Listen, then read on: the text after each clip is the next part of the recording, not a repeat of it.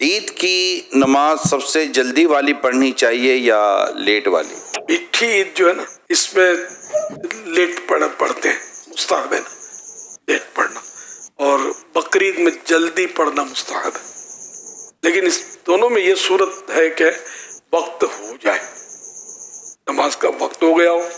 بعض اتنی بقرعید میں جلدی کرتے ہیں کہ وقت میں شک رہتا ہے، تو وقت پورا کنفرم ہو جائے، شک نہ ہو۔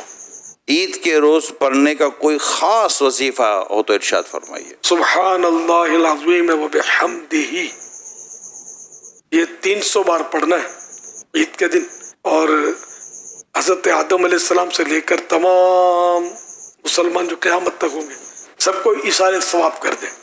تو اس طرح یہ کہ سب کی قبروں میں اللہ پاک 1000 انوار داخل کرے گا، انوار نور کی جمع ہے، 1000 نور داخل کرے گا، اور جب یہ پڑھنے والا فوت ہوگا تو اس کی قبر میں بھی اللہ پاک 1000 نور داخل فرمائے گا۔ عید مبارک کن الفاظ میں کہنا بہتر ہے؟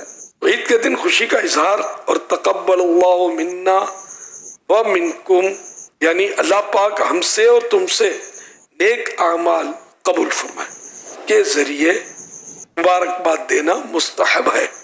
اس طرح مصافحہ یعنی ہاتھ ملانا بھی۔ اگر امام صاحب کے ساتھ کوئی تکبیر زبان سے ادا نہ کر سکے تو نماز عید ہو جائے گی؟ تو اگر عید کی تکبیریں جو 6 زائد تکبیر یہ واجب ہے، تو اگر یہ نہیں کہے گا تو واجب سے چھوٹے گا نا، اس کا زبان سے ادا کرنا زبان سے ہی ادا کیا جائے گا۔ تو باقی تکبیرات انتقالات جو ہیں، رکوع سجود وغیرہ، یہ سنت ہے، یہ ہر نماز میں سنت ہے۔ عید کی تکبیر کہتے ہوئے کتنی آواز ہونی چاہیے؟ کم از کم اپنے کانوں سے سن سکے، جبکہ کوئی سننے میں رکاوٹ نہ ہو۔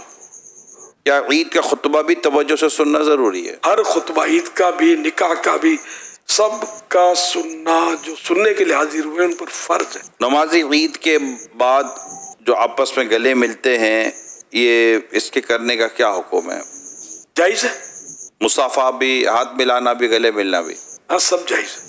کیا نماز عید سے پہلے کچھ کھا کر جانا سنت ہے؟ رمضان شریف والی عید الفطر میں کوئی میٹھی چیز کھا کر جائے، 3 کھجوریں، 5 کھجوریں، یہ بہتر ہے، 7